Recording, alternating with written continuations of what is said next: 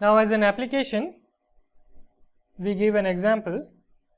So suppose that ft is given by 1 over root t. So of course we can easily see that for alpha greater than half and less than 1, t to the power alpha f of t is given by t to the power alpha minus half, which goes to 0 as t goes to 0 plus if alpha is greater than half, because now this is a continuous function. Therefore, this is ft is a function which has a vertical asymptote at 0. So ft has a vertical asymptote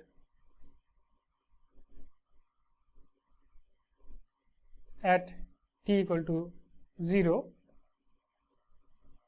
ft is piecewise continuous on any interval small r to capital R, where 0 less than r less than capital R less than plus infinity. It is a piecewise continuous function.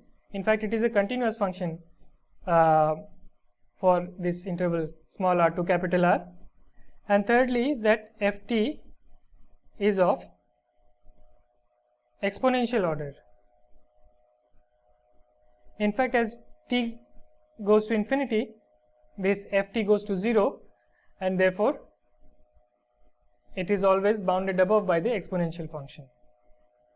So for example, if you take the interval t from 1 to plus infinity, so in this interval 1 to plus infinity, the graph will look like something like this. And of course the exponential function, so this is 1 over root t, and the exponential function will be something like this. So of course ft mod of ft is less than or equal to e to the power alpha t for t greater than or equal to 1. In fact, you can take alpha to be 1 also.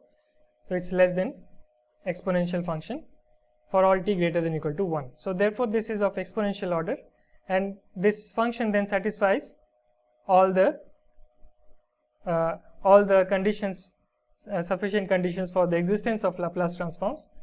Therefore the Laplace transform of ft exists, and we can compute it explicitly. 0 to infinity 1 over root t exponential minus st dt. So for this we make a change of variables.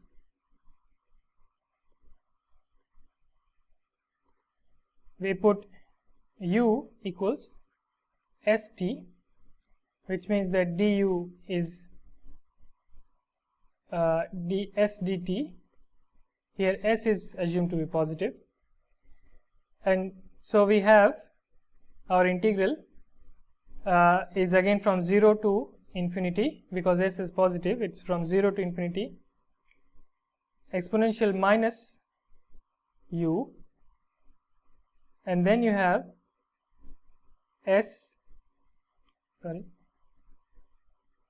1 over u by s to the power half, and you have here s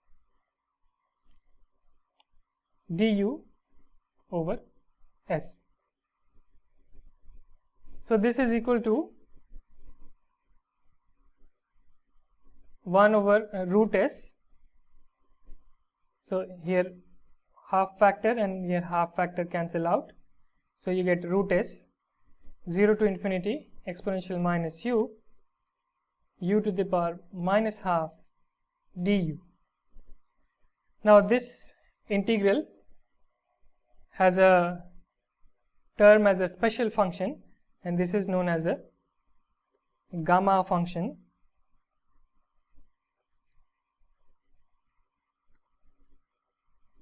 So for alpha greater than -1, gamma of alpha is the integral 0 to infinity exponential minus u t to the power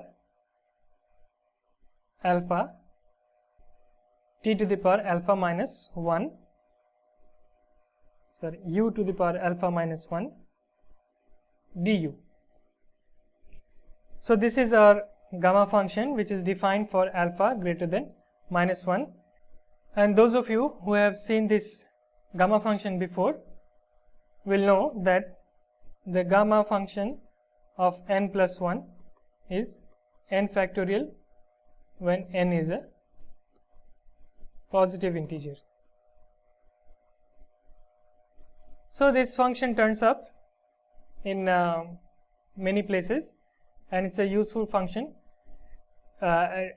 and it falls in a class of special functions that are used. So here we have our gamma half. So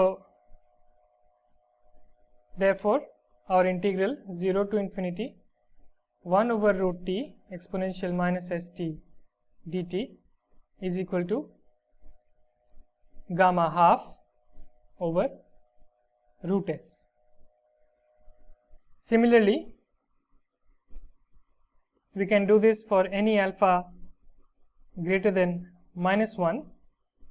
We will get that the Laplace transform of t to the power alpha is equal to gamma alpha plus 1 over s to the power alpha plus 1, and defined in the region s greater than 0. So this computation is the more or less the same as in the case alpha, when alpha is minus half. Here alpha is assumed to be greater than -1, and in our previous example alpha was minus half.